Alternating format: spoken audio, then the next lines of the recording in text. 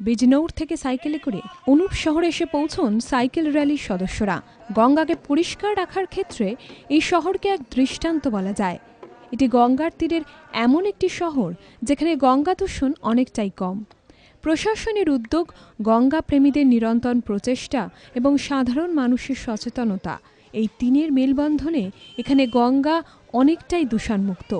কয়েক বছর আগেই অনুপ শহরের গঙ্গা প্রেমীরা গঙ্গা পরিষ্কারের উদ্যোগ নেন। এগিয়ে আসে প্রশাসনও।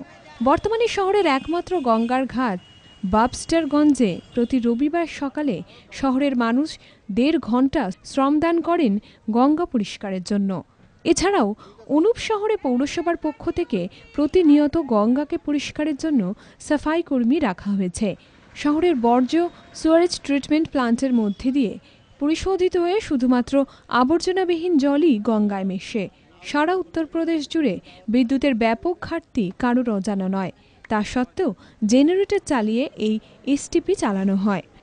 जब से हमको पता पड़ा है कि गंगा की सफाई करनी चाहिए, गंगा हमारी माँ है और हमको गंदगी नहीं करनी चाहिए, और हम सबका सहयोग करते हैं कि जहाँ पे आप हमको ले जाना चाहेंगे हम वहाँ पे भी इस बात को कहेंगे कि गंगा की सफाई करें, और रहनी भी चाहिए गंगा की सफाई।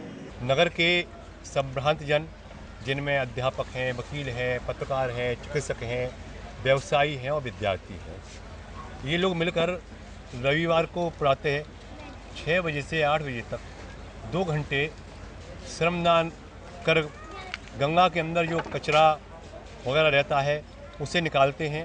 उसके पश्चात नगर में जन जागरण रैली निकालना, लोगों को गंगा तट को स्वच्छ रखने के लिए प्रेरित करना, पॉलीथीन का प्रयोग ना हो उसके लिए प्रेरित करना, इस प्रकार का कार्य विगत 3 साल से यहाँ पे चल रहा है।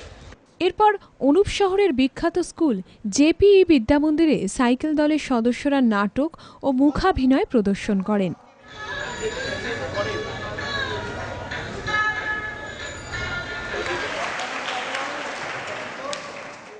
গঙ্গা সাফাইয়ে স্কুলের ভূমিকার কথাও জানান শিক্ষক তাপস দাশগুপ্ত।